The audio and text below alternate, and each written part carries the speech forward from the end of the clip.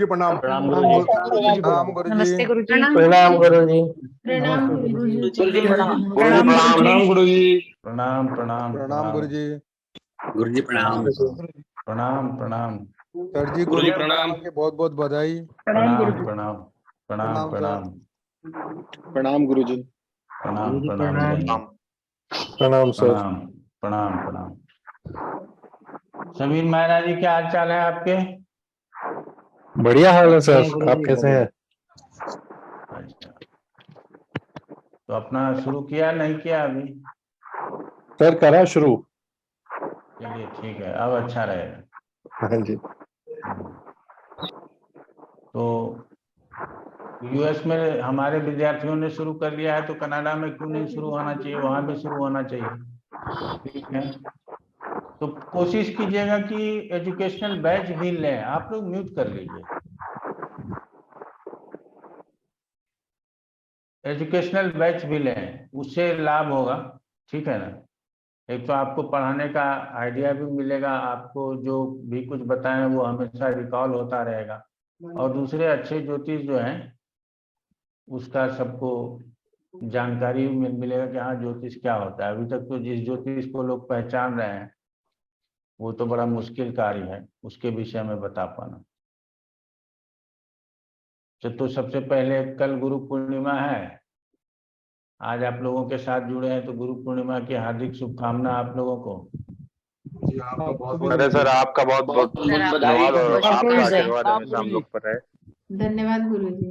हमारा आशीर्वाद तो बस क्लास के इस द्वारा मिलता ही रहेगा, इसमें कोई दो राय नहीं है।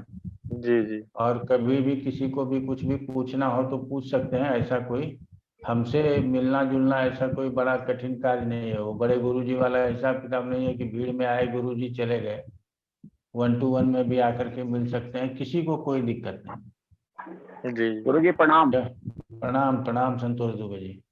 तो कभी भी आए, पूर्व सूचना दे दें कि हम हैं कि नहीं उपस्थित, बाकी का सब कोई दिक्कत नहीं है। तो प्रिडिक्शन पार्ट में ही कुछ प्रश्न लेकर के मन में हुआ, कहीं कहीं चर्चा किया कहीं नहीं किया, लेकिन मन में हुआ कि नहीं एक बार इसी इसी की चर्चा कर दें। किसी क्लास में हुआ हो किसी क्लास में नहीं हुआ हो, तो इसीलिए इसकी चर्चा करनी आवश्यक हमने समझी, और हमने कहा कि एक क्लास आहूत करते हैं।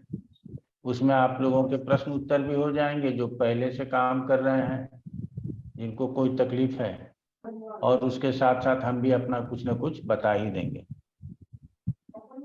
तो हम लोग जानते हैं कि फल जो है दशा से प्राप्त होता है, समय दशा निर्धारित करता है। विपिन कुमार जी म्यूट कर लीजिए। गुरुजी और भी कई सारे लोग हैं, सुषमा हैं, कमल शर्मा जी हैं, सब अनम्यूट किए बैठे हैं, डिस्टरबेंस हो रही है बहुत। सब अपना अपना म्यूट कर लीजिए।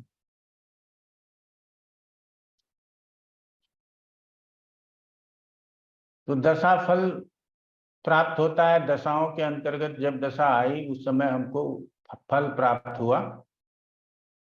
फल किसका प्राप्त होता है? तो जिस घर को दशा अंतरदशा प्रत्यंतर दशानाथ एक्टिव करता है उस घर से संबंधित फल प्राप्त होता है। तो एक्टिव कैसे करता है? तो पहले अपने स्थिति के अनुसार एक्टिव करता है, फिर अपने दृष्टि से एक्टिव करता है, और पाप कर्तरी से एक्टिव करता है। तो इस तरह से कोई भाव एक्टिव होता है तो उस भाव से संबंधित तथा जो ग्रह है उस ग्रह से संबंधित फल मिलता है। दशाओं में हमने दो ही शब्द याद रखने के लिए कहा है आप लोगों को, साधारणम विशिष्टश्च दशानाम द्विविधम फलम। साधारण और विशिष्ट दो ही प्रकार के फल प्राप्त होते हैं। ये हम लोगों को सबको समझ में आता है, सबने बहुत अच्छे तरीके से इसको सीखा हुआ है। लेकिन ये तो प्रत्यक्ष रूप से फल मिलता है, हम देख पा रहे हैं कि गुरु अष्टम में है अष्टम का फल मिलेगा, गुरु नवम में है नवम का फल मिलेगा। गुरु नवम में बैठ करके लग्न को नवम को तीसरे स्थान को दृष्टि दे रहा है, अगर नवम में बैठा है तो लग्न का तीसरे का और नवम का भी फल प्राप्त हो जाएगा। ये तो प्रत्यक्ष रूप से फल प्राप्त होता है, लेकिन क्या अप्रत्यक्ष रूप से भी कुछ फल प्राप्त होता है, ये प्रश्न है। हम लोगों यहां तक तो समझ सकते हैं, उतना घुमाते फिराते नहीं। अगर घुमाने फिराने लगेंगे तो फिर समझ में आएगा, इसीलिए धीरे धीरे विषयों को समझना ही ज्यादा जरूरी है। पत्रिका को हमेशा ना राइट क्लिक पे रखिए, हमेशा लग्न बनाते रहिए, लग्न बदलते रहिए और पत्रिका देखते रहिए। तो सबसे पहले तो यही कहेंगे कि ये प्रत्यक्ष रूप से होता है कि गुरु की दृष्टि है, फिर अंतर्दशानाथ देख लेते हैं, प्रत्यंतर दशानाथ देख लेते हैं, वो जहां जहां देखता है उसका फल हमको प्राप्त होता है। तो क्या बाकी के भावों के फल प्राप्त नहीं होंगे या नहीं हो सकते हैं, ये मन में प्रश्न आता होगा आप कि क्या अन्य भावों के फल बीच में नहीं आएंगे, उस दशा के दरमियान में सिर्फ वही फल मिलेगा? क्या ऐसा संभव है समीर मायरा जी? सर है संभव, मिल सकता है सर। ठीक है, तो चलिए, तो इसका मतलब है क्या कि किसी भी भाव से संबंधित फल मिल सकता है। आपने सोचा कि आपके पास लोग आए हैं, हम ही बताते हैं कि दशा अंतर्दशानाथ जिस भाव को एक्टिव करे उस भाव से संबंधित प्रश्न ही पूछेगा, ये तो तय बात है।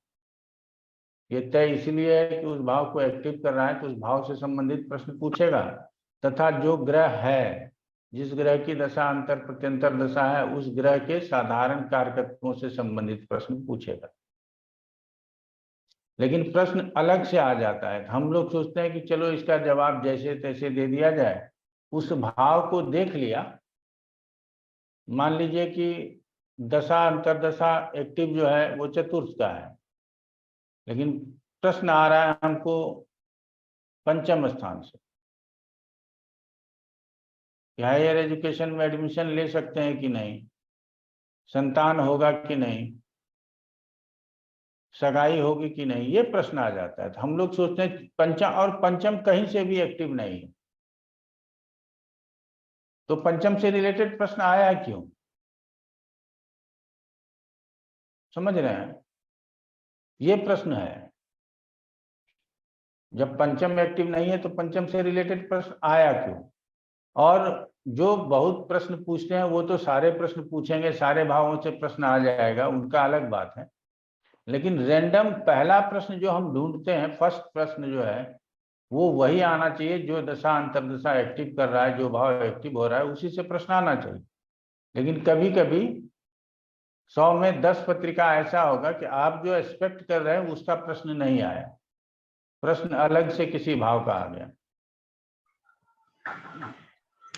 तो अब उस भाव को हम लोग विचारणीय भाव बोल देंगे, विचारणीय भाव बोलेंगे। क्लियर हो गया? तो अब आपके लिए क्या हो गया कि जिस भाव से संबंधित प्रश्न आया वो भाव क्या कहलाया? विचारणीय भाव।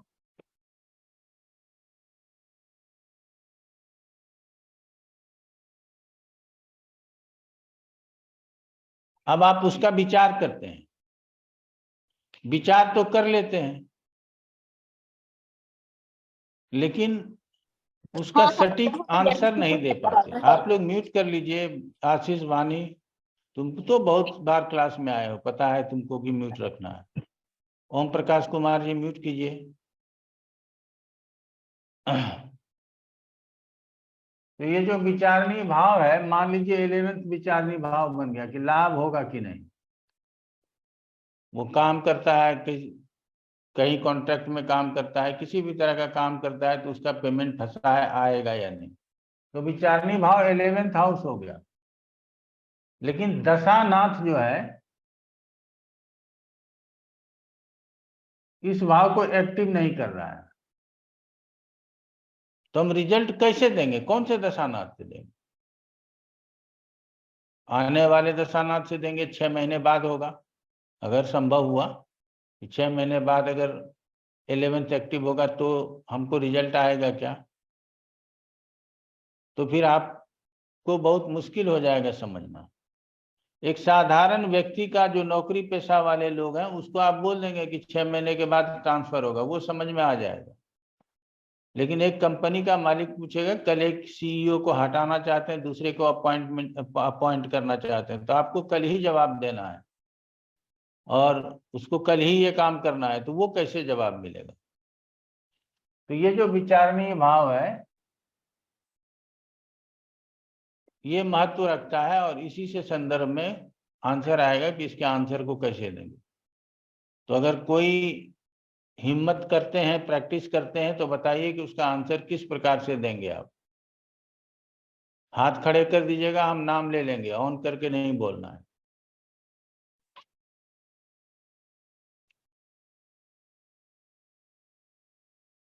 चलिए राजेंद्र सिंह जी बताइए। गुरुजी या तो उस भाव के कारक बताएगा जी, या इसमें गुरुजी जो इसकी कुंडली होती है, गुरुजी और काल पुरुष की कुंडली होती है, उसमें जो उस भाव का जो स्वामी होगा उससे बताएंगे गुरुजी। चलिए ठीक है, आप म्यूट कर लीजिए। समीर मायरा जी। सर उस भाव को लगन बनाएंगे और देखेंगे कि जो दशा अंतरदशा है वो उस लगन से कौन से भाव को एक्टिवेट कर रहा है और उस हिसाब से उसका फल बताने का कोशिश करेंगे। अगर दशा छठे में है तो उस भाव की वो हानि कर रहा है, अगर दशानाथ नवम में है उस लगन से, उस भाव के लगन से, तो उसको अच्छा कहेंगे, उसका भाव लक वगैरह का साथ होगा, ऐसे बताने की कोशिश कर सकते हैं सर। गुड। तो शंकुर सरोहा जी। सर मेरा भी यही कहना था कि काल पुरुष के स्वामी से या कारक से या फिर उस भाव को लगन बना के उसके 6, 8, 12 और उसके त्रिकोण को देख लेंगे। अगर वो एक्टिवेट हो रहे हैं तो उस हिसाब से बता देंगे। विद्या।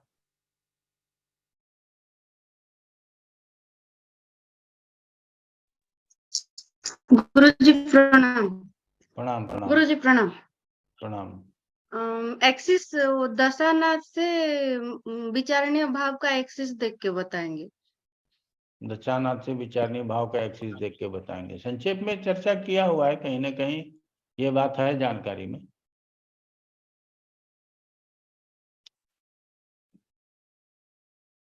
अभिषेक जी। गुरु जी इस भाव से संबंधित प्रश्न है। जी बोलिए। जिस भाव से संबंधित प्रश्न है उससे एक्सेस भी देखेंगे, प्लस सूक्ष्म दशा तक जाएंगे और ट्रांजिट में भी देखेंगे कि जिस भाव से हमें फल लेना है उस भाव को ट्रांजिट में दशा वाला कोई ग्रह एक्टिव कर रहा है क्या। चलिए ठीक है। संगीता दास जी। नमस्ते गुरुजी। नमस्ते। अगर उस जो सपोज 11th हाउस एक्टिव नहीं है, अगर 11th का लॉर्ड है तो दशानाथ के साथ में बैठ गया है तो दशानाथ उसका फल भी करेगा। एक पॉइंट है। और दूसरी पॉइंट, अगर दशानाथ का दूसरा राशि वो है, 11th हाउस का जो राशि दूसरा राशि हो गया तो वो राशि का फल भी दशानाथ कर सकता है। ठीक है। और कारक अगर भी हो, 11th हाउस का कारक अगर भी हो, कारक भी कभी भी फॉल रिजल्ट दे सकता है अगर उसका दशा आया ना नहीं आए।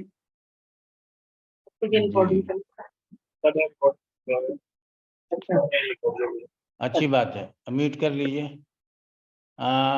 सुशील गोयनका जी। सर विचारणीय भाव को अपन उसका लग्न बनाएंगे और उसके कारक को देखकर हम उसका फल बता सकते हैं। और उसके कारक को देख करके फल बता सकते हैं। गोचर भी देख सकते हैं सर। गोचर में क्या देखेंगे आप? जो विचारणीय भाव का प्रश्न है उसको गोचर में वहां पर क्या स्थिति है, दृष्टि है, युति है, स्थिति कैसी है। ठीक। जी सर। तो विचारणीय भाव के ऊपर जो 2 प्रभाव आप लोगों ने बताया, पहला है कारक का, कि कारक कहीं भी बैठा हो और मंगल की दशा है, मंगल कहीं भी बैठा हो, तीसरे के साथ नहीं हो, छठे के साथ नहीं हो, तीसरे छठे को देख भी नहीं रहा हो, फिर भी तीसरे और छठे का रिजल्ट कर सकता है, क्योंकि वो तीसरे और छठे का स्थिर कारक है। पहला तो ये नियम हम लोग जानते हैं। दूसरा नियम जानते हैं काल पुरुष का स्वामित्व।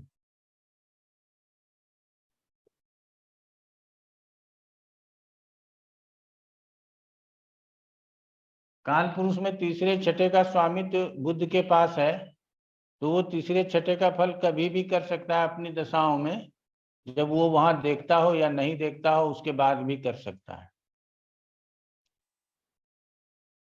काल पुरुष के पत्रिका में गुरु 9वें और 12वें का स्वामी है, तो गुरु की अंतर्दशा आई है, वो 9वें नवमेश नवम नवमेश उसके कारक, अगर कारक के रूप में सूर्य को लेते हैं पिता के लिए, या द्वादश द्वादशेश से संबंध नहीं भी बना रहा हो, तो भी वो द्वादश का फल और नवम का फल कर सकता है।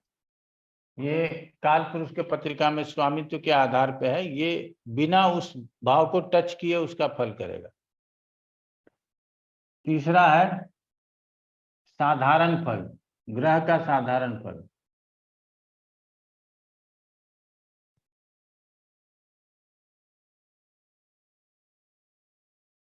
कहीं भी है, पंचम को एक्टिव नहीं कर रहा है, संतान की बात कर लेगा, कौन? गुरु, वो उसका साधारण फल हो गया। कहीं भी है, गवर्नमेंट की बात हो जाएगी, क्यों? क्योंकि वो सरकार के लिए कारक है। बुध कहीं भी है, व्यवसाय की बात हो जाएगी, क्यों? क्योंकि वो व्यवसाय, उनका साधारण काम है व्यवसाय देना, उसके लिए कोई विशिष्ट कार्य नहीं। विशिष्ट कार्य तो स्थान स्थिति बसेन च, स्थान में स्थित होगा तो उसके कारण से विशिष्ट कार्य बनेगा। तो साधारण ग्रह का जो साधारण फल है कारकत्वों के आधार पर,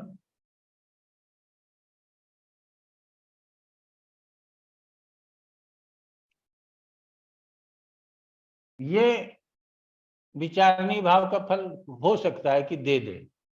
तो ये तीन तो याद है आप लोगों को, कंठाग्र, इसमें कहीं कोई दो राय नहीं।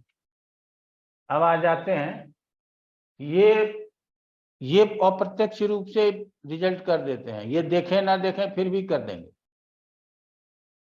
प्रत्यक्ष रूप से तो रिजल्ट करते हैं वो ग्रह जो किसी भी भाव को एक्टिव कर रहा हो, उससे हम लोग विशिष्ट फल की बात करते हैं, लेकिन साधारण फल की बात और अप्रत्यक्ष रूप से जो फल करता है उसकी बात हम लोग काल पुरुष की पत्रिका साधारण स्वामित्व और पत्रिका में फिक्स सिग्निफिकेटर होने के कारण करते। अब तीसरा है जो समीर मायरा जी ने बताया, आज उसी को लेकर के क्लास में आए हैं, कि अंतर दशानाथ और प्रत्यंतर दशानाथ और महादशानाथ विचारणीय भाव से कहां बैठा हुआ है।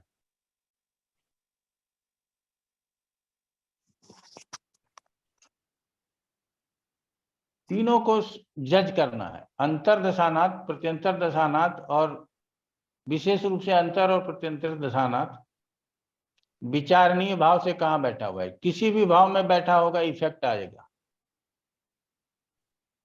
केंद्र त्रिकोण में बैठा है,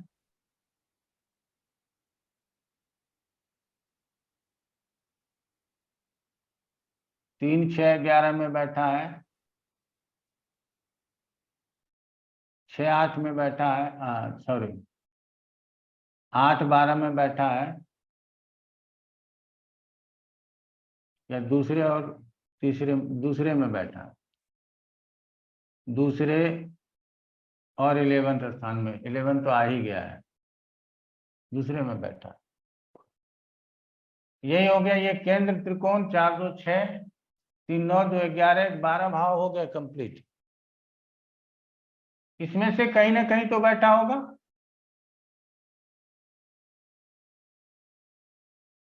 मान लीजिए मेष लगन की पत्रिका है,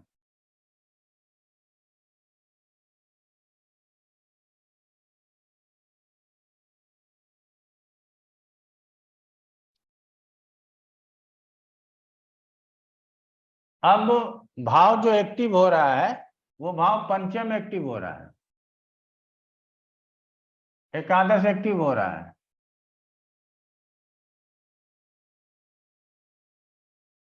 ये दो भाव एक्टिव हो रहे हैं, लेकिन प्रश्न सप्तम भाव से आ जाएगा, पत्नी का स्वास्थ्य ठीक रहेगा या नहीं रहेगा। तब हम लोगों को क्या करना पड़ेगा कि सप्तम भाव को लग्न बना देंगे, और सप्तम भाव को लग्न बनाने के बाद देखेंगे कि ग्रह केंद्र त्रिकोण में बैठा है, 3, 6, 11 में बैठा है, 8, 12 में बैठा है, या दूसरे स्थान में बैठा है। ये कौन होगा? ये दशानाथ होगा।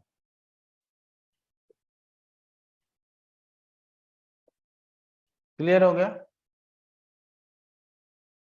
तो जैसे कि कोई भी ग्रह छठे में बैठता है, 8वें में बैठता है, 12वें में बैठता है, तो हम क्या कहते हैं कि जातक को रोग हो सकता है, क्योंकि छठा भाव एक्टिव हो गया। यहां उदाहरण समझिएगा, बड़ा सरल हो जाएगा आगे। छठा भाव एक्टिव हो गया तो जातक को रोग हो सकता है, 8वां एक्टिव हो गया तो जातक को चोट लग सकता है, अर्थात रिजल्ट इसका मिल रहा है। रिजल्ट यहां लग्न को प्रभावित कर रहा है। छठे 8वां तो एक्टिव हो रहा है, लेकिन रिजल्ट किसको मिल रहा है? इसको मिल रहा है। चोट किसको लग रहा है? इसको लग रहा है। बीमार कौन हो रहा है? लग्न बीमार हो रहा है। 12वां एक्टिव हो गया, व्यर्थ में चिंता किसको हो रही है? तो लग्न को हो रही है, अर्थात जातक को हो रहा है। उसी तरह से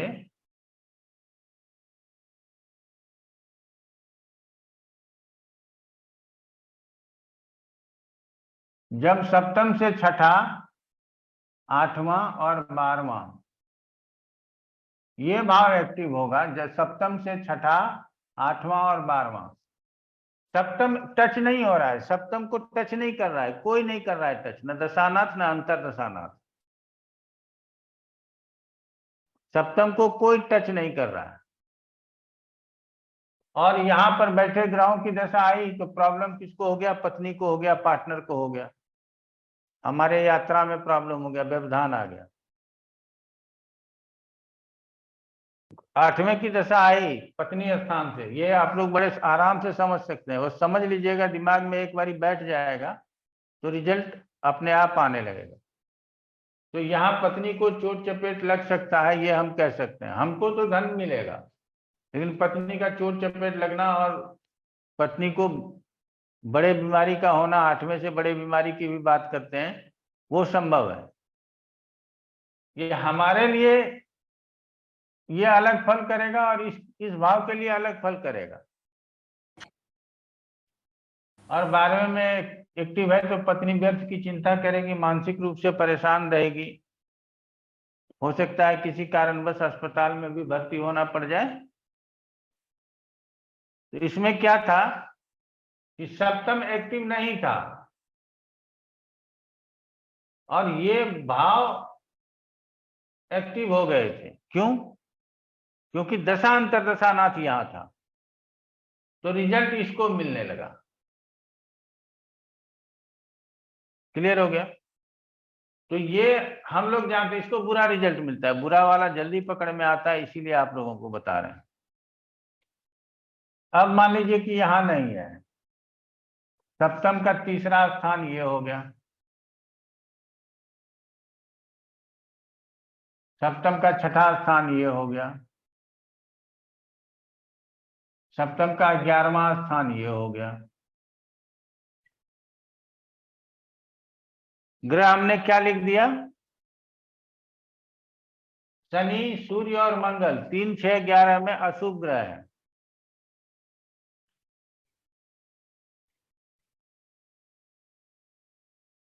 अब इसको क्या रिजल्ट मिलेगा? रिजल्ट किसको मिलेगा? सप्तम को।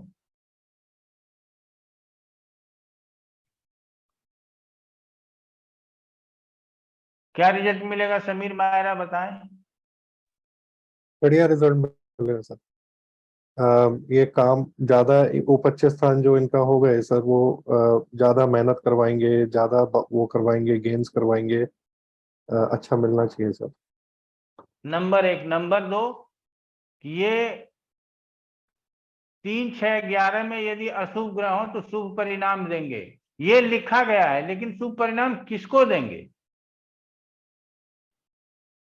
ये कई बार हमारे पास क्वेश्चन आता है, हम भी बता देते हैं कि ग्रहों का शुभ परिणाम प्राप्त होगा लेकिन उस भाव की हानि हो जाएगी। क्लियर हो गया? हम ऐसा बताते हैं, लेकिन ये शुभ परिणाम किसको देंगे? तो आज समझिए कि ये शुभ परिणाम इसको दे देंगे। अगर इससे तीसरे, छठे और 11वें स्थान में अशुभ ग्रह हो तो शुभ परिणाम किसको दे देंगे? सप्तम स्थान, मतलब सप्तम स्थान को हम अभी पढ़ रहे हैं तो सप्तम स्थान को दे देंगे, लेकिन इसकी दशा होनी चाहिए। सूर्य और शनि की दशा चल रही है और सूर्य और शनि किसी भाव से तीसरे, छठे, 11वें में बैठा हुआ है, तो जिस भाव से तीसरे, छठे, 11वें में बैठा होगा उस भाव से संबंधित रिजल्ट अच्छा कर देगा, इसको विचारणीय भाव बोलेंगे। क्लियर हुआ?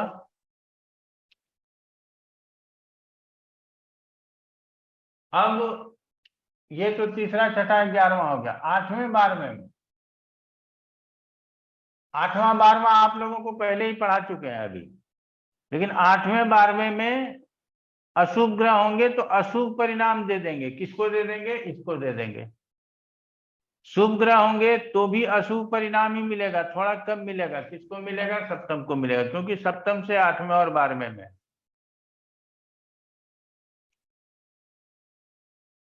अब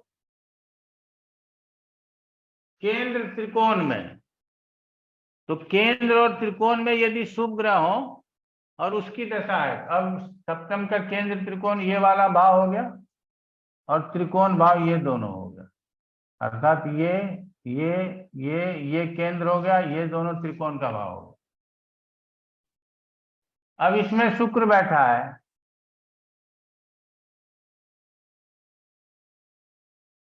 शुक्र इसमें बैठा है, बुध इसमें बैठा है, गुरु इसमें बैठा है, इसके केंद्र त्रिकोण में शुभ ग्रह हो गए। तो केंद्र त्रिकोण में शुभ ग्रह हो गए तो इसका फल, रिजल्ट अच्छा कर देंगे। जिस भाव से केंद्र त्रिकोण में शुभ ग्रह हो उस भाव का रिजल्ट अच्छा हो जाएगा। वो भाव चाहे सप्तम हो, अष्टम हो, नवम हो, दसम हो, एकादश हो, उदाहरण के लिए सप्तम लिए हुए हैं।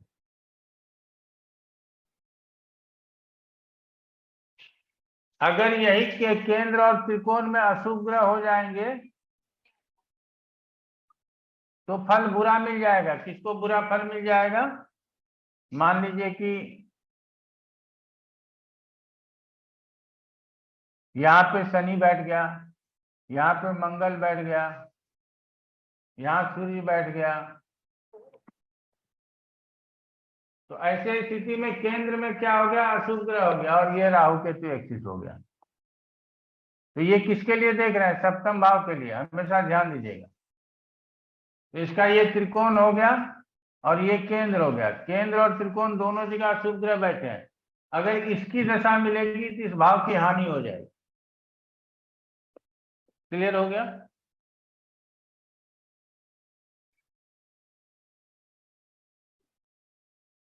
एक तो ये सबसे महत्वपूर्ण तरीका है, समाधान है।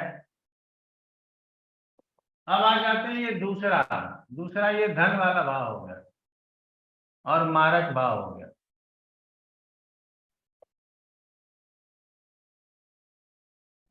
तो धन भाव है, तो जिस भाव से धन भाव एक्टिव हो, इसका ये दूसरा, यहाँ पे कोई ग्रह है, इसको क्या रिजल्ट देगा? कोई नहीं। हम लोग तो यही मानेंगे, क्या रिजल्ट देगा? ये तो 8वें का रिजल्ट आना है, लेकिन ये सप्तम का धन भाव है और सप्तम के लिए मारक है। तो यहाँ पर बैठे ग्रह की दशा आ जाएगी तो हो सकता है कि इसके लिए मरण तुल्य कष्ट हो जाए, या पत्नी को कहीं से धन प्राप्त हो जाए। क्लियर हो गया?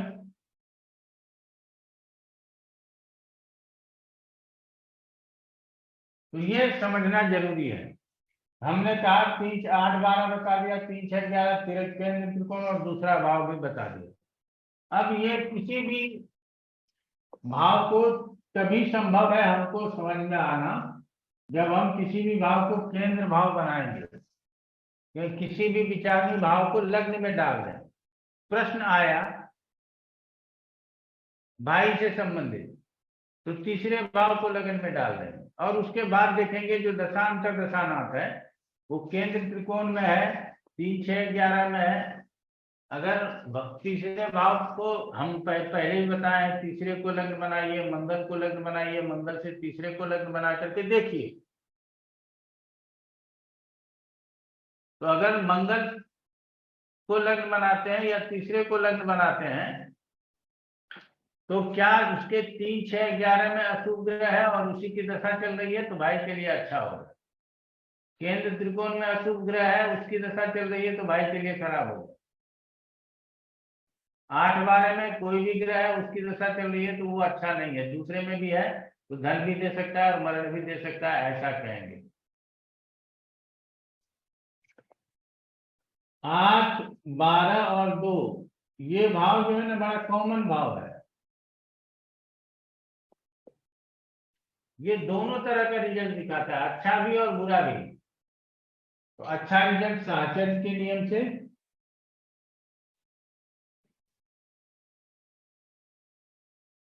और बुरा रिजल्ट भी साहचर्य के नियम से। यदि वो अष्टमेश ही रह गया, द्वादशेश ही रह गया, द्वितीयेश ही रह गया, मार्केश ही रह गया, अन्य केंद्र त्रिकोण में उसके राशि नहीं पहुंचे, केंद्र में नहीं पहुंचे, वो लग्नेश का मित्र नहीं है, तो ऐसे स्थिति में उसका रिजल्ट वो बुरा दिखा देगा।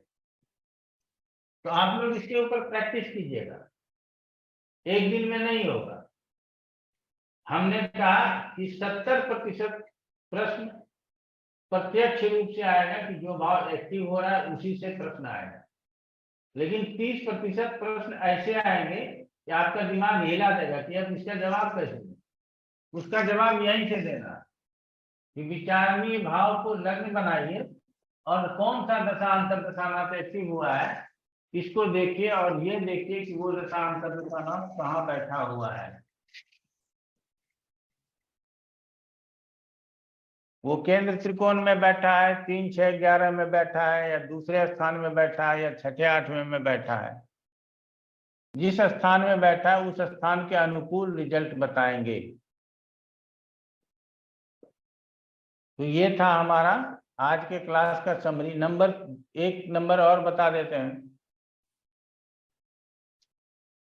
ऐसे दशा स्थिति में यदि लग्नेश गोचर करता हुआ उस भाव में पहुंच गया है, लग्नेश गोचर करता हुआ भी उसी भाव में पहुंचा है जिस भाव में दशानाथ है, तो उस भाव का रिजल्ट कर देगा वो, अलग से उस भाव का रिजल्ट कर देगा। उस भाव का वो अच्छा रिजल्ट करेगा, बुरा रिजल्ट करेगा, ये डिपेंड करेगा पूरी पत्रिका जब स्क्रीन पे रहेगी तब। लेकिन लग्नेश जिस भाव में पहुंचे, जब छठे में पहुंचेगा तो छठे का फल करेगा ना। लेकिन जो लग्न के लिए छठा था वो दूसरे स्थान के लिए 5वां है, तीसरे स्थान के लिए चौथा है। अब हम किसका विचार कर रहे हैं? लग्न का विचार कर रहे हैं, चौथे का विचार कर रहे हैं, 5वें का विचार कर रहे हैं, किसका विचार कर रहे हैं?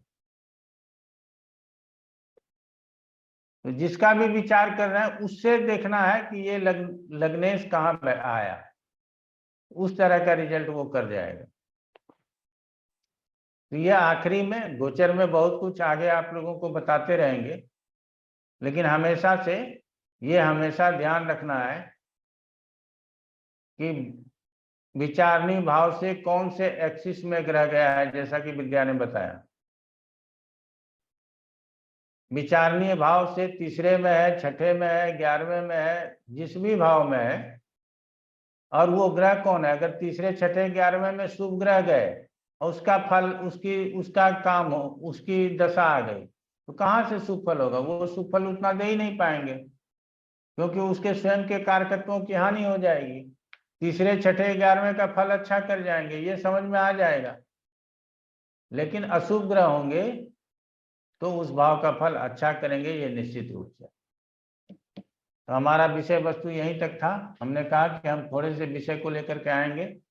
इसमें आप लोग, बहुत लोग पहले से इस विषय को जानते होंगे, जो लोग नहीं जानते थे उनके लिए नया विषय था। इसको अभ्यास में लाने की जरूरत है। अभिषेक जी, अभ्यास में लाने से फायदा होगा कि नहीं होगा?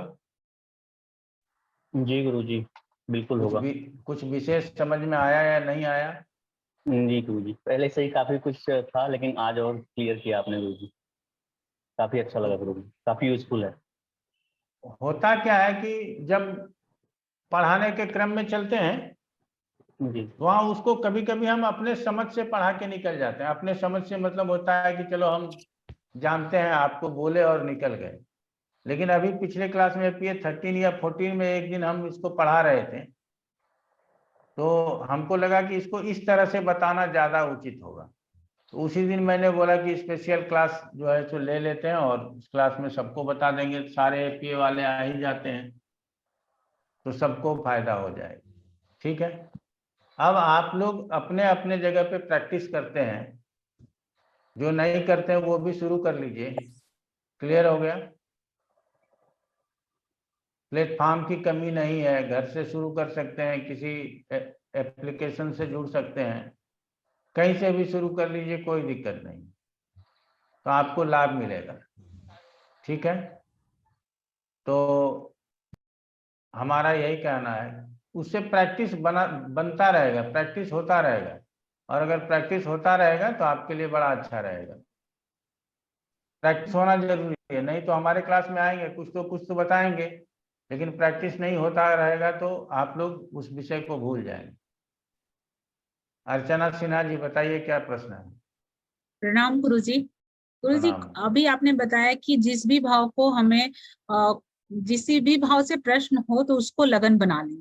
तो अगर पिता के लिए प्रश्न हुआ तो 9 भाव को लगन बना लेंगे या जी सूर्य हाँ। को लगन बना लेंगे। ठीक है, लेकिन जब दशा अंतर दशा देखेंगे तो दशा अंतर दशा की स्थिति जो हमारे लगन में है, वो अगर उसकी स्थिति सही जगह पे नहीं है तो क्या वो वही फल करेगा पिता के लिए नहीं भी? भाई, पिता के लिए यदि अच्छे जगह पर है तो पिता के लिए अच्छा फल करेगा। अच्छा, मतलब मान लीजिए कि हमारे अष्टम में है तो पिता के लिए तो वो 12वां भाव हो गया। हाँ, तो पिता का आपके लिए भी बुरा करेगा, पिता के लिए भी बुरा करेगा।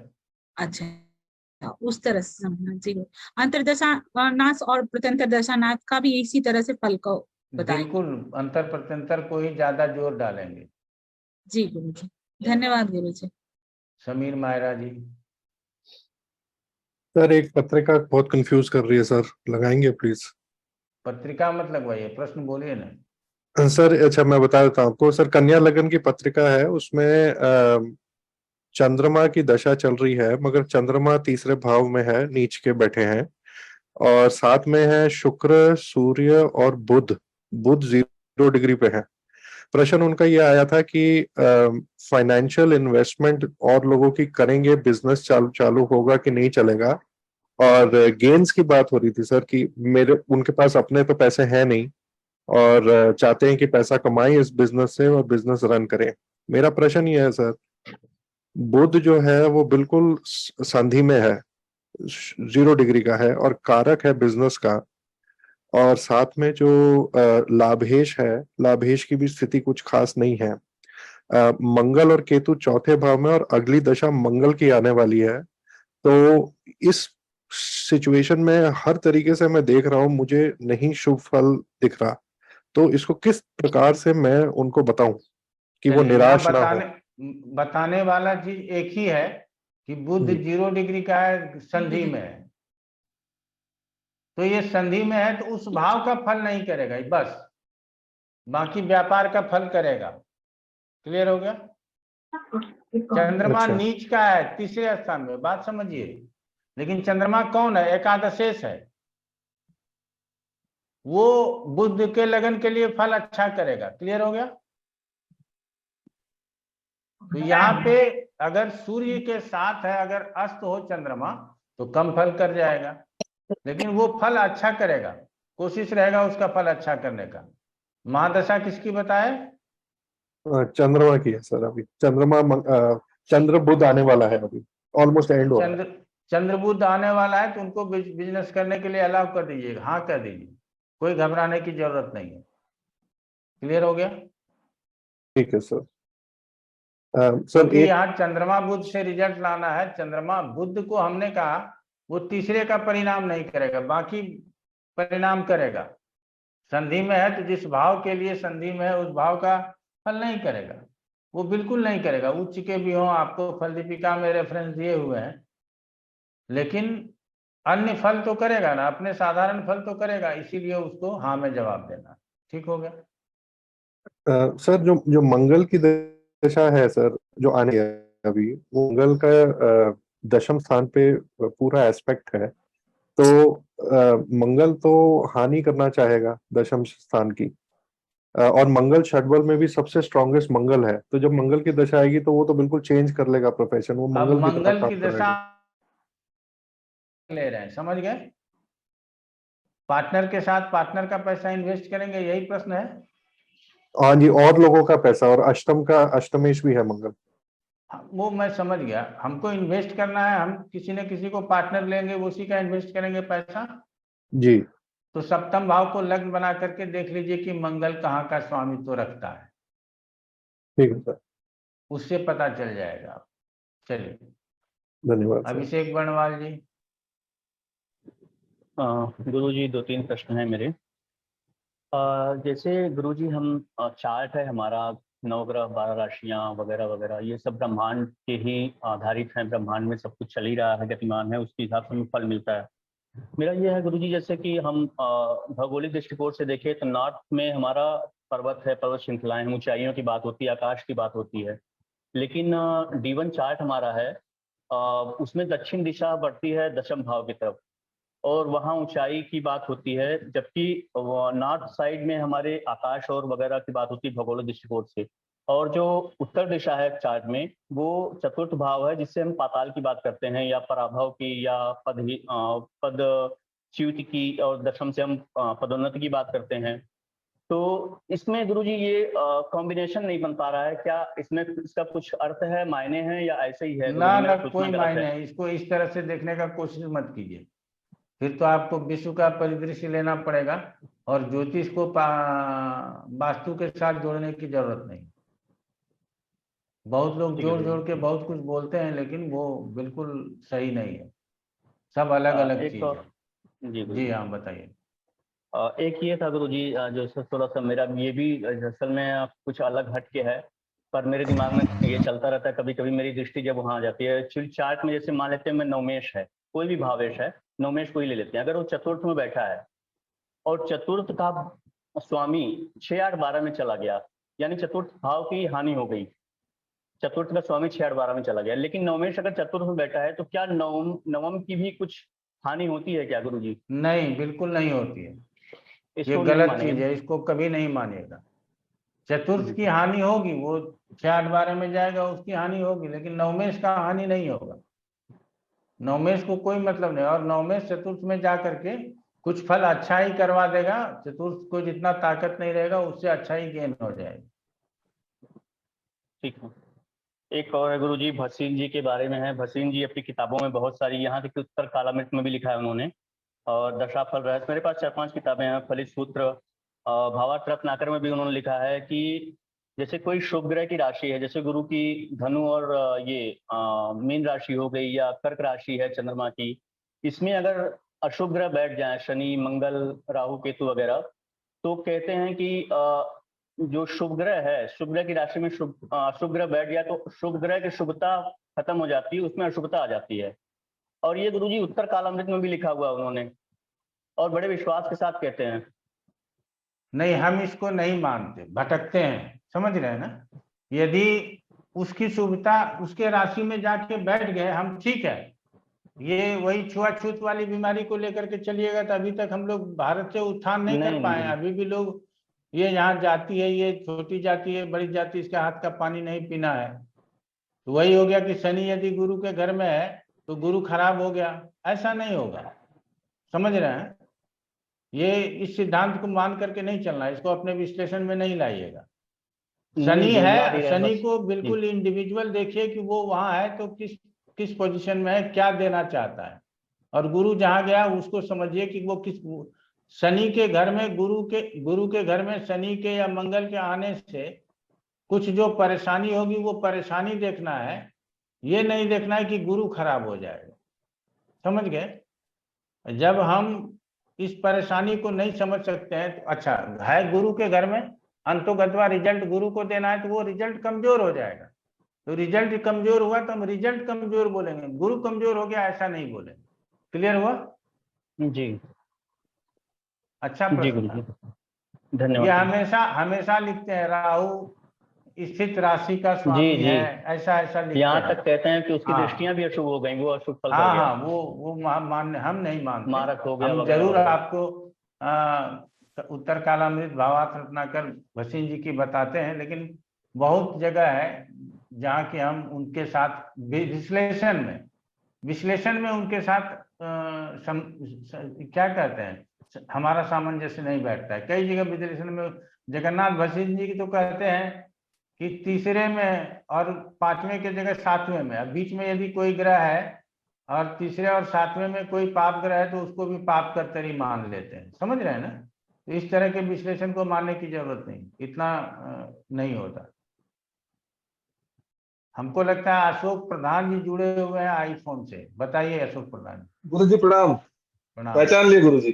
जी हाँ। गुरु जी मेरा एक प्रश्न यह है कि कोई ग्रह अपना मूल त्रिकोण राशि से अगर छठे, आठवें और 12वें में चला जाता है तो क्या उस ग्रह का कारकत्व के ऊपर कुछ प्रभाव पड़ता है गुरु जी?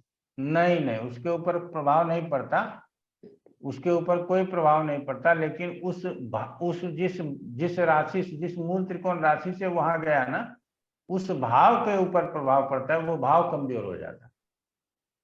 मतलब ग्रह के ऊपर कुछ प्रॉब्लम नहीं होता है? नहीं, ग्रह के ऊपर प्रॉब्लम नहीं है, वो तो अब पत्रिका में देखा जाएगा कि कौन से भाव में गया है। लेकिन किसी भी भाव का स्वामी, मान लीजिए 8वें भाव का में ही मूल त्रिकोण गुरु का है और वो छठे, 8वें, 12वें में चला गया, कहाँ से? 8वें भाव से, तो उस भाव के लिए अच्छा नहीं हुआ। बाकी उस ग्रह के लिए तो वो तीसरे में है कि दूसरे में है कि पहले में है, केंद्र में है, त्रिकोण में है, ये देखना जरूरी है। ठीक हो गया? हाँ गुरु जी। और सेकंड क्वेश्चन ये गुरु जी है कि अगर लग्न वहाँ 1 डिग्री से नीचे है तो उसमें क्या वो प्रीवियस जो उसका राशि है उसको लग्न बना के देखना ना ठीक ना, रहता हम है या ऐसा उसी? नहीं करते। हम हमेशा अगले ही राशि से लग्न देखना चाहते हैं। 29 डिग्री का मतलब है, 29 डिग्री से आगे का है तो भी हम कहते हैं कि अब अगले लग्न से ही पत्रिका को देखना चाहिए। क्योंकि कोई भी लग्न उदय होने से पहले, जैसे सूर्य उदय होने से पहले प्रकाश आ जाता है, उसी तरह से किसी भी लग्न के उदय होने से पूर्व ही उस लग्न का प्रभाव आ जाता है। इस 1 डिग्री का लगन है तो पिछले लगन से नहीं देख करके उसी लगन से देखेंगे। लेकिन गुरु जी मैंने एक पत्रिका में यही पाया कि वो प्रीवियस वाला लगा के देखा तो उसका रिजल्ट मतलब सही लग रहा था। अब वो आपकी समझ है, समझ रहे हैं ना? लेकिन अगर 1 डिग्री के अंदर भी है तो उसी लग्न को लेना है गुरु जी? जी हाँ। और 29 डिग्री से ऊपर भी है तो उसी लग्न को लेना है? तो 29 डिग्री से ऊपर है तो अगले लगन को ले लेंगे। अच्छा 1 डिग्री, अच्छा ठीक है, तो नेक्स्ट लगन ले लेंगे। नेक्स्ट को ले लें। ठीक है, थैंक यू गुरु देखने जी। के लिए ये प्रयोग करना जरूरी है। थैंक यू गुरु जी। विद्या।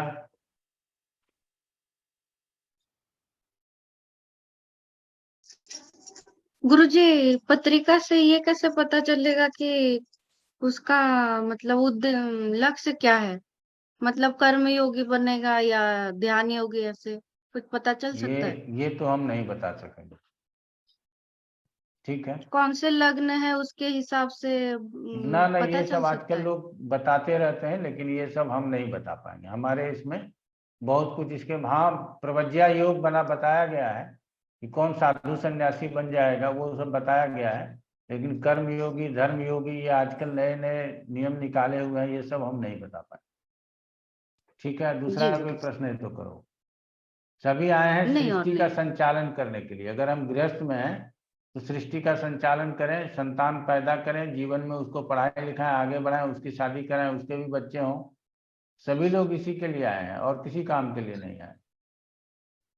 बाकी बीच में जितना काम करना पड़ता है वो बस इसी कार्य के लिए उस कार्य को करना पड़ रहा है।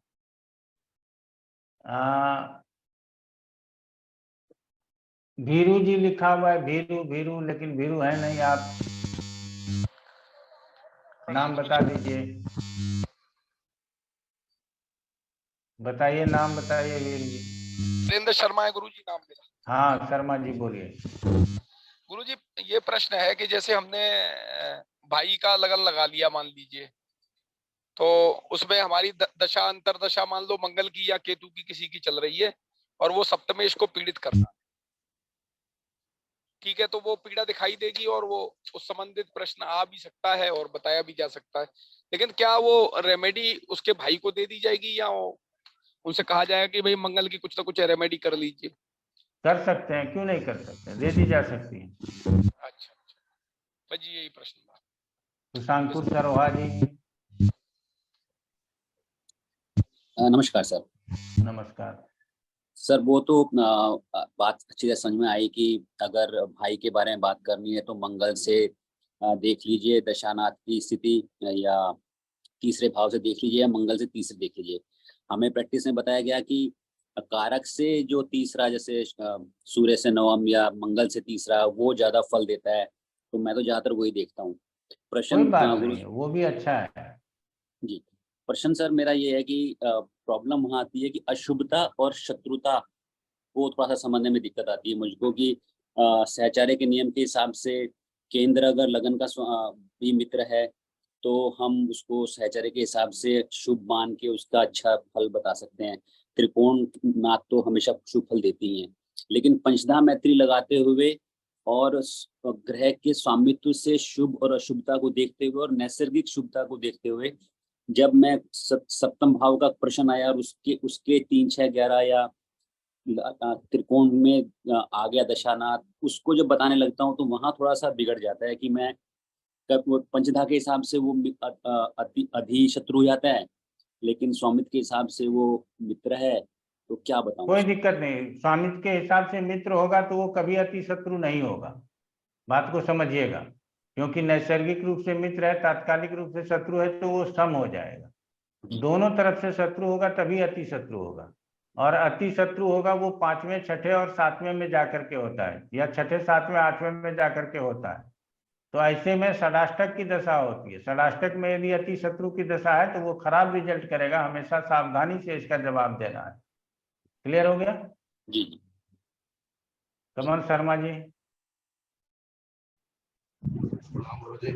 प्रणाम। तो एक छोटा सा डाउट हो रहा था कि पार्टनरशिप के लिए दो लोगों का उसमें कौन सा एक ग्रह और भाव देखना चाहिए? सप्तम भाव ही देखना है, और ग्रह के रूप में देख लीजिएगा जो दशा अंतरदशाना चल रहा है वो सब अच्छा है या नहीं है। पार्टनरशिप के हाउस के रूप में तो सप्तम ही देखना है, ठीक है। और सबसे ज्यादा जरूरी है कि आने वाली दशा दोनों की अच्छी होनी चाहिए। अगर अच्छी दशा है तो पार्टनरशिप चलेगा, अच्छी दशा नहीं है तो पार्टनरशिप नहीं चलेगा। गुरुजी अभी जैसे 10th हाउस है, अभी इसी पर भी एक और क्वेश्चन इसी के साथ है, दोनों की जो दशाएं हैं वो 11th हाउस में बैठे हुए लोगों को ग्रह की है, और इधर से जो मगर हो क्या रहा है, जैसे एक जो कुंडली है उसके अंदर 10th हाउस में धनु लगन की कुंडली है, 7th जो 11th हाउस है उसमें शनि उच्च का होकर बैठा हुआ है, और इधर पंचम भाव में सूर्य और बुध बैठे हुए हैं। तो क्या वो पाप कर्तरी का भी इसको 10th हाउस को फल भुगतना पड़ेगा कुछ? ना ना, ऐसा कुछ नहीं, ऐसा कुछ नहीं है ना, ना भैया डाले ना ऐसा। बिल्कुल ठीक है, धन्यवाद। सुनील गोयनका जी। सर जी गुरु पूर्णिमा पे साष्टांग प्रणाम। प्रणाम प्रणाम आप सर। आपने इस तरीके से हमें समझाया है कि वो जो बृहत हो रहा पाराशर हो रहा शास्त्र की जो बुक थी, हमें पहले पढ़ना नहीं आता था, मुझे 20 साल पहले लेके रखा था, लेकिन आपने जिस तरीके से समझाया उससे अभी अच्छा पढ़ना आ रहा है सर। Thank you sir. बहुत बहुत धन्यवाद। सुरेश भारद्वाज जी। गुरुजी मैं एक ये पूछ रहा था भाव सिद्धि काल से, कि मान लीजिए कोई भी ग्रह भाव सिद्धि लगाता है तो मंगल और सूर्य है, तो दोनों मान लीजिए एक राशि में आ गए और वो लगभग 1 महीना तो रहेंगे गुरुजी, या 15-20 दिन तो रहेंगे साथ, तो उसमें दिन कौन सा माने भाव सिद्धि का इस दिन काम होगा? वो आपके प्रैक्टिस पे जाएगा, धीरे धीरे अंतरदशा प्रत्यंतर दशा से आगे बढ़ेंगे। और हमने पिछले स्पेशल क्लास में बताया है सूर्य महीना के लिए और चंद्रमा दिन के लिए, ठीक है। तो उसके बाद चंद्रमा की स्थिति को देख करके आप दिन का निर्णय ले सकते हैं। अच्छा, ऐसा नहीं गुरुजी कि उनके जो अंक एक कालखंड के लिए शनि, एक कालखंड के लिए, एक साल के लिए गुरु, एक महीने के लिए सूर्य और एक दिन के लिए चंद्रमा, इसको ध्यान में रखिएगा, धीरे धीरे आ जाएगा। गुरुजी ऐसा नहीं जैसे वो लिखा है कि उस भावेश में अंश और डिग्री पर, तो क्या मान लो दोनों 15-15 डिग्री पर आ रहे हैं तो उस दिन माने? उस दिन मान सकते हैं, वो तो है ही, वो तो लिखा हुआ है ही, लेकिन इन जनरल बात यदि करनी हो तो जनरल में चंद्रमा को लेकर के चलेंगे। एक गुरुजी जो अभी बताया कि हम जो दशा और अंतरदशा नाथ से किसी दूसरे भाव का विचार भी कर सकते हैं। अब मान लो भाव को लगन बना लिया तो दशानाथ की स्थिति अच्छी है, दशा अंतरदशा और प्रत्यंतर मान लो तीनों में कारक को लगन बना रहे तो भी ठीक है, लेकिन कारक से उस स्थान को मान लीजिए सूर्य से 9th को लगन बना रहे हैं तब उसकी स्थिति ठीक नहीं आ रही, तो फिर इसमें तालमेल कैसे बैठाएं? वो आपको सामंजस्य लेकर के चलना पड़ेगा, इसको प्रैक्टिस से ही आएगा, मतलब उसके हमारे रिजल्ट कहने से नहीं। उसके रिजल्ट को गुरुजी हम मध्यम माने मध्यम मान के चल सकते हैं। ठीक है गुरु, थैंक यू। दीपक जैन जी।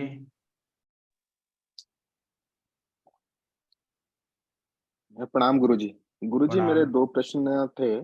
एक तो जैसे कि सुनील जी या सबसे पहले प्रश्न किया था कि व्यापार के लिए उनको बोलना है, तो चंद्रमा के अंदर अगर बुध की दशा है तो वो जो चंद्रमा के अंदर बुध की दशा है वो उतना अच्छा फल नहीं देती, बुध के अंदर चंद्रमा का फल अच्छा होता है, तो वो भी कंसीडर करके चलेंगे? हाँ, वो भी कंसीडर कर सकते हैं, कोई दिक्कत नहीं है, लेकिन कन्या और मिथुन लग्न में चंद्रमा की महादशा है, तो चंद्रमा की महादशा को अच्छा कहते हैं। बुध अंतर में आया है तो व्यापार की बात होगी, बुध के बाद खत्म हो जाएगा, उसके बाद केतु शुक्र आना शुरू हो जाएगा, रिजल्ट आने लगेगा, समझ रहे हैं? जी गुरुजी। तो सिर्फ हम बुध के ऊपर टिके थोड़ी रहेंगे, समझ रहे हैं? हमको बुध से आगे भी निकलना पड़ेगा। जी जी, उस कालखंड के लिए जस्ट उस कालखंड में स्टार्ट करेगा, समस्याएं होंगी, संघर्ष होगा, आगे ठीक होगा। व्यापार इतना जल्दी तुरंत रन कर जाता है।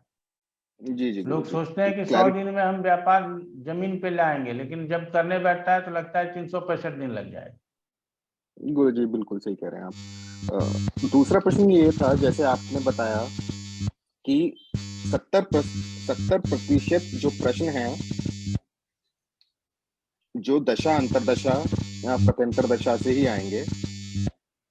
मैं म्यूट कर लीजिए लोग। वीरू जी आप अनम्यूट कीजिए, म्यूट कीजिए। हाँ बोलिए बोलिए दीपक जी। और 30% जो प्रश्न है वो रैंडमली आ जाते हैं, तो वो रैंडमली जो आएंगे उसको हम प्रेडिक्ट नहीं कर सकते, बट उसको आंसर करने के लिए जो आपने बताया कि उस भाव को लग्न बना लें, उससे अंतरदशा और प्रत्यंतर दशा कहाँ पर है उसके हिसाब से हम आंसर कर दें। जी आंसर नहीं कर दें, उसको प्रिडिक्ट कर दें। ये सिर्फ आंसर करना नहीं, अब उसको प्रिडिक्ट मतलब कर सकते हैं। हाँ बिल्कुल, प्रेडिक्ट करने के लिए। जी ओके ठीक है गुरुजी। लास्ट प्रश्न ये था कि जब हम राशि के बारे में बात करते हैं, फल दीपिका में एक जगह पढ़ रहा था जो मैं क्लियर नहीं कर पाया। जैसे मेष राशि है उसके लिए बोलते हैं द्वार उसका लक्षण बताते हैं, और वृष के लिए बाहिर, और मिथुन के लिए गर्भ, तो ये 3 चीजें हैं। तो उसको हम प्रेडिक्शन में किस तरीके से लेके आएंगे वो क्लैरिटी नहीं। बाकी तो चार इसको धातु के लिए तो प्रिडिक्शन समझ में आता है। इसकी बहुत ऐसे चीज हैं, हमने कहा ज्योतिष में, जिसको छुआ गया है लेकिन उसकी चर्चा आगे नहीं बढ़ाई गई है। जिसकी आगे चर्चा नहीं बढ़ाई गई है उसको नहीं पढ़ाते हैं, ठीक है? उसको वहां छोड़ करके आगे निकल जाइए हमारे तरह। ठीक है गुरुजी, ठीक है गुरुजी। गुरुजी इसकी उपयोगिता है क्या कहीं पे? ना। अर्चना सिन्हा गुरुजी आ जाएगा हमारे समझ में जब उपयोगिता ना, तो फिर आप लोगों के सामने ऐसे ही स्पेशल क्लास लेकर के आएंगे और बताएंगे, चिंता मत कीजिए। अर्चना सिन्हा। गुरुजी, बुध की जब दशा आती है तो सभी लोग कहते हैं कि बुध क्या करेगा पता नहीं चलता है।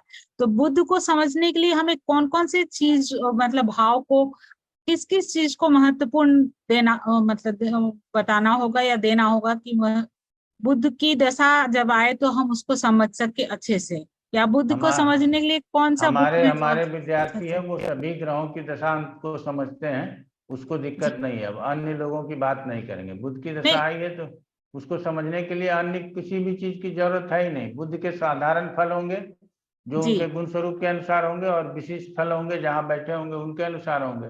बस दो ही चीज बोलना ही है। गुरु तो बुध जब आएगा तो तीसरे छठे का भी भाव वो तो फल सभी करेगा। सभी के लिए है। सूर्य आएगा तो 5वें का फल करेगा, चंद्रमा आएगा तो 4थे का फल करेगा, गुरु आएगा तो 9वें 12वें का फल करेगा। ये तो सबके लिए है। तो बुध की स्थिति अगर अच्छी नहीं है तो क्या अच्छी है तो क्या वो बुरा फल भी कर सकता है? अच्छे स्थिति में भी तीसरे और छठे का फल होना तो बुरा हो सकता है, क्यों नहीं हो सकता। अच्छा, मतलब वो जैसे गुरु है, गुरु कहीं बैठेगा तो उतना बुरा नहीं करेगा, तो बुध अगर बैठा हुआ है तो कहीं भी कर सकता है। जी हाँ, कर सकते। जिग्नेश शुक्ला धन्यवाद जी। गुरु जी। प्रणाम गुरु जी। प्रणाम। गुरु जी, मेरा प्रश्न यह था कि आप युति के बारे में थोड़ा मेरे को क्लियर कीजिए। मैंने कल भी आपको मेल किया था, आपने बोला था स्पेशल क्लास में कर देंगे। क्या बताइए ना, अभी क्लास में बताइए ना। हाँ, युति में क्या है कि आप बताते हैं कि संगत से गुण आते हैं, संगत से गुण जाते हैं। उस प्रकार से जो आपस में युति में ग्रह बैठे, जैसे कि मेरी कुंडली में मेष लग्न की कुंडली है, उसमें 10वें भाव में सूर्य, बुध और चंद्रमा साथ में बैठे हैं, और गुरु में बुध का अंतर चल रहा है। तो बुध जो है वो चंद्रमा और सूर्य के साथ बैठा है, तो चंद्रमा और सूर्य के स्वामित्व के भाव का भी फल करेगा, कारकत्व का करेगा, किस तरह से करेगा, ताकि मेरे को समझ में। सूर्य और चंद्रमा के स्वामित्व का फल नहीं करेगा, वो बस सूर्य और चंद्रमा का फल करेगा, क्योंकि सूर्य और चंद्रमा के साथ है। उसके स्वामित्व का फल कभी नहीं करेगा। ठीक है, और कारकत्वों के भी फल नहीं करेगा बुध उनके कारकत्वों का तो फल करेगा ही। मतलब सूर्य का जो स्वतंत्र कारकत्व या चंद्रमा का स्वतंत्र कारकत्व है उसका फल उसका बुध फल करेगा। कर सकता है, वही तो संगति में आएगा ना, और क्या आएगा। ठीक है, मतलब उनके स्वामित्व के भाव का फल नहीं करेगा। बिल्कुल नहीं करेगा। और गुण स्वरूप किसका लेगा? गुण खुद स्वरूप का ही और गुण स्वरूप और कारकत्व एक ही है, जैसा भी आप बोलना चाहें। ठीक है, और आपने बताया कि वो सूर्य का और चंद्रमा का फल करेगा, मतलब सूर्य का फल क्या करेगा और चंद्रमा का फल क्या करेगा बुध? वो तो आप पत्रिका देखेंगे उसके बाद पता चलेगा। ठीक है, मतलब थोड़ा हमको आइडिया के लिए आप बता सकते हैं कि वो 10वें में तीनों बैठे मान हैं लीजिए तो कि बुध की अंतर्दशा है और सूर्य का, बुध की अंतर्दशा है, सूर्य के साथ है, उसको नौकरी का सरकारी नौकरी मिल जाए। जी। बुध की अंतर्दशा है, हाँ, बुध की अंतर्दशा है चंद्रमा, उसके माता जी बीमार हो जाए, इस तरह से फल हो सकता है। चलिए, ठीक शुभांगी है, तो बिंदु जी। जी जी बोलिए। तो मैं क्या कह रहा, हेलो। हाँ बोलिए। हाँ, तो मतलब वो स्वतंत्र कारकत्व का फल कर सकता है बुध, लेकिन पंचम या चतुर्थ का फल नहीं करेगा। जी नहीं करेगा। जी धन्यवाद गुरु जी। शुभांगी बिंदु जी। प्रणाम गुरु जी। प्रणाम। आपसे क्लास में बहुत बार सुना है कि पंचम में गुरु बैठता है तो उस जातिका को पति का प्रेम नहीं मिल सकता है। तो ये मैं किसने कह दिया? हमने तो कभी नहीं बोला क्लास में। क्लास में कहा है सर 2-3 बार कि कोई ना कहे ना, आप किसी संदर्भ में सुने होंगे, ये हम नहीं बोलते हैं कभी। इतने भी लोग बैठे हुए हैं, सभी क्लास के लोग हैं, ऐसा मैंने कभी नहीं बोला। आप बताइए, आपके प्रश्न आए हुए थे, फिर भी बताइए। मेल चाइल्ड में प्रॉब्लम कर सकता है वो बैठा पंचम में। हाँ वो ठीक है, कोई बात नहीं है। बोलिए शुभांगी बिंदु जी, बोलिए, आगे प्रश्न बोलिए। अच्छा बोलिए ना कि हाँ ठीक है मैंने बोला, तो क्या हुआ? तो मुझे रीजन चाहिए था, ऐसा क्यों हो सकता है? अच्छा, रीजन चाहिए था, तो वहाँ कोई रीजन नहीं है। सबसे बड़ी बात क्या है, पंचम में गुरु बैठ के पति के प्रेम में कोई अंतर लाता नहीं है, ठीक है ना। मैं किसी संदर्भ में कुछ बोला होऊंगा तो वो संदर्भ की बात होगी, लेकिन पंचम में बैठ करके ये गुरु पति के प्रेम में कमी करेगा ऐसा नहीं कहते। लेकिन सगाई वगाई कराने में, प्रेम संबंधों में, यहाँ गुरु स्थिति के अनुसार, पुत्र संतान देने में स्थिति के अनुसार थोड़ा सा डिले करेगा, लेट लतीफी करेगा, नहीं देने का प्रयास करेगा, ठीक है। Okay sir. Utkarsh ji. Sir ji नमस्कार। नमस्कार। तो सर मेरा प्रश्न ये था कि अशुभ ग्रह जैसे त्रिकोण में बैठते हैं तो उसको किस संदर्भ में अशुभ माने और किस संदर्भ में उसको शुभ माने। जैसे कि राहु पंचम में बैठ गए किसी कुंडली में, दृष्टि हमेशा अशुभ ही रहेगी उसकी। जी हाँ। लेकिन शुभ किस रेफरेंस में मानेंगे अगर कोई पाप ग्रह त्रिकोण में बैठता है तो? पाप ग्रह त्रिकोण में बैठता है तो शुभ मानेंगे उसी संदर्भ में यदि वो केंद्र त्रिकोण का स्वामी है। और राहु और केतु केंद्र और त्रिकोण में शुभ ही माने गए हैं, ऐसा मैंने अपने YouTube के पाठ में दे दिया, क्लास में तो पढ़ाते ही है। तो सर मतलब दृष्टि में शुभता माने कि बैठे वहां दृष्टि में अशुभ ग्रहों के दृष्टि में जीवन में शुभता होगी ऐसा हम कभी बोलेंगे ही नहीं। नाम तो क्लास में बोलेंगे नहीं, किसी स्पेशल क्लास में बोलेंगे। वो पता है सर, लेकिन वो जो वहां बैठे वहां शुभ कर सकता है। जहाँ बैठे उसका शुभ कर सकता है। यदि कोई नवमेश आकर के पंचम में बैठा, वो मंगल हो, सूर्य हो, शनि हो, कोई भी हो, वो शुभ करेगा। दूसरा प्रश्न था, जैसे कि शनि बैठता है तो वृद्धि करता है, गुरु बैठता है हानि करता है, तो ऐसे ही अन्य ग्रहों का भी है क्या? ना, अन्य ग्रहों का नहीं है। ना। ठीक, thank you sir. Das ji. मेरी ये क्वेश्चन था कि अगर लग्न 0 डिग्री में रह गया तो क्या वो पहले राशि का फल करेगा ना उसी राशि का फल करेगा? उसी राशि का फल करेगा। जैसे 10 नंबर एक राशि है, लेकिन 10 नंबर राशि मैंने देखा था वो बहुत मोटा है, लेकिन मेरे को लगता है कि 9 नंबर राशि को उसका लग्न मानो ना 10 नंबर मानो, 0 डिग्री में लेकिन लग्न है। 10 नंबर मान सकते हैं, जली राशि है, 10 नंबर को भी जली राशि बोलते हैं, तो बहुत मोटा मकर लगन वाला भी हो सकता है, ऐसा कोई दिक्कत नहीं। समीर मायरा, एक ही बार क्वेश्चन लीजिए आप लोग, ज्यादा बार मत लीजिए, बोलो। सर एक रिसर्च का क्वेश्चन था, आपके प्रैक्टिस में आया कि नहीं ये परेशान कर रहा था मुझे। सर जैसे 3, 6, 10 और 11, 3, 6 और 11 के अंदर अशुभ ग्रह है तो शुभ फल करते हैं, वैसे ही एकादश भाव में सारे जो फल हैं वो अच्छा ही प्रभाव करेंगे। सर ये चंद्रमा के गोचर के हिसाब से सिमिलर रिजल्ट आता है, तो अशुभ ग्रहों का ले लिया और एकादश का ले लिया, सर बाकी जो ग्रह हैं और चंद्रमा से जो गोचर है उनका प्रभाव, क्योंकि जब जन्म कुंडली है वो भी तो गोचर का ही स्नैपशॉट है, उनका प्रभाव नहीं लेंगे हम बर्थ चार्ट में? जैसे गुरु का तो लेते ही हैं, लेकिन वहां ट्रांजिट थोड़ी लगाना है, वो तो बर्थ चार्ट बन गया है हमारा, समझ गए ना। तो जन्म के समय की जो स्थिति होती है वो उस समय पे जरूर बयां कर सकते हैं। इसीलिए तो अरिष्ट वगैरह जन्म के समय देखा जाता है कि चंद्रमा यदि अच्छे पोजीशन में नहीं है, सूर्य अच्छे पोजीशन में नहीं है, तो अरिष्ट वगैरह उसी समय बताते हैं। वो समय निकल गया तो बुढ़ापे में अब अरिष्ट थोड़ी बताते हैं, समझ रहे हैं ना। तो जो गोचर का प्रभाव है वो जन्म के समय होता है, इसीलिए तो अरिष्ट बताते हैं, अन्यथा क्यों बताते?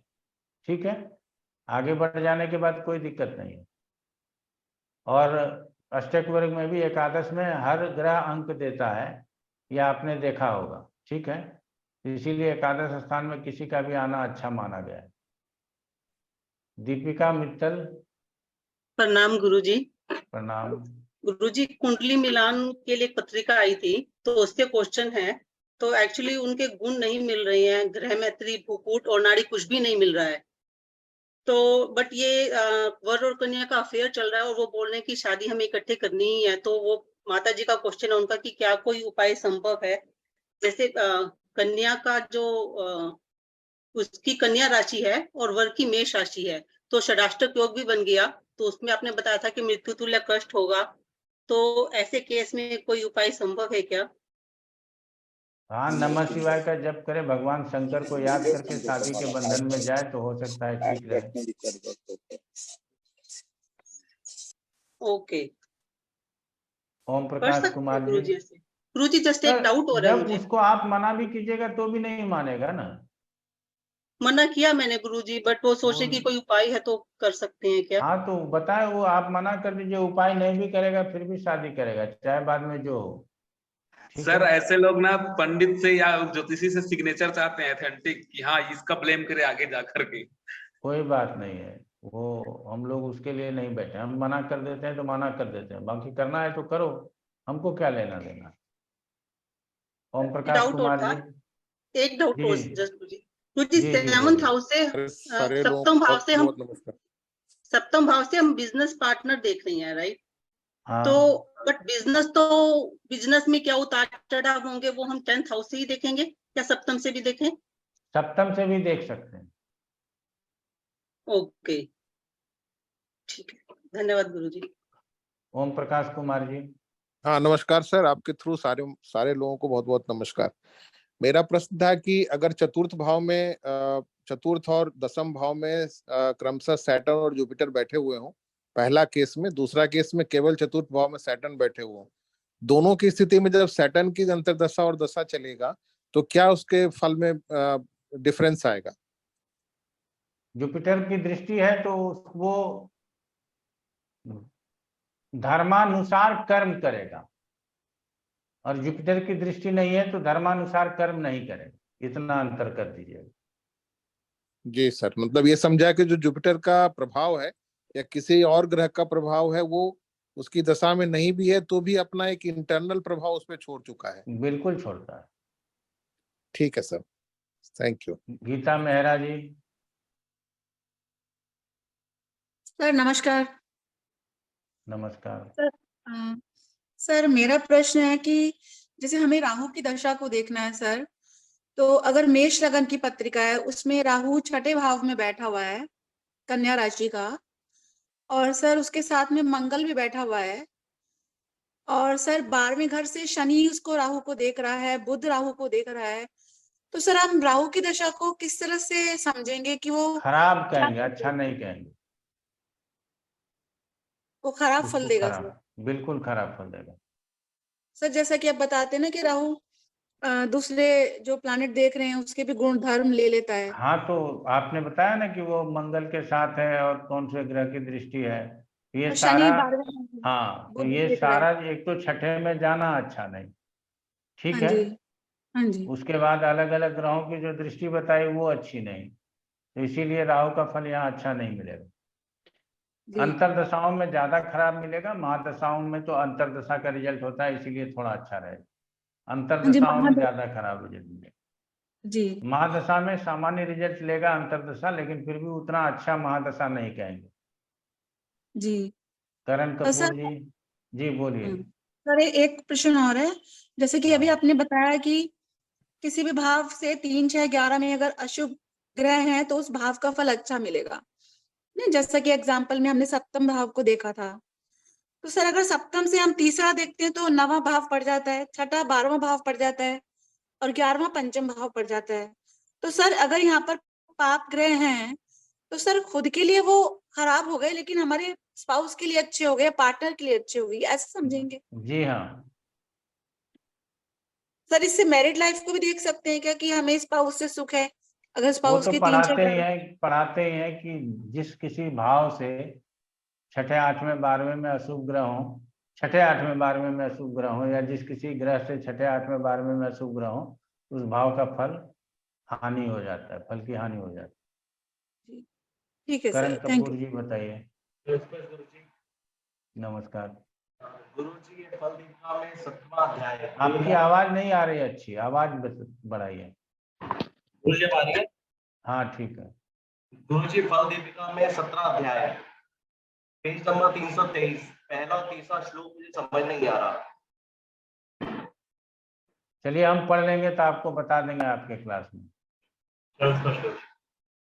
राजेंद्र सिंह जी। गुरुजी पिछले प्रश्नों से ही संबंधित प्रश्न कर सकता हूँ गुरुजी? हाँ बोलिए।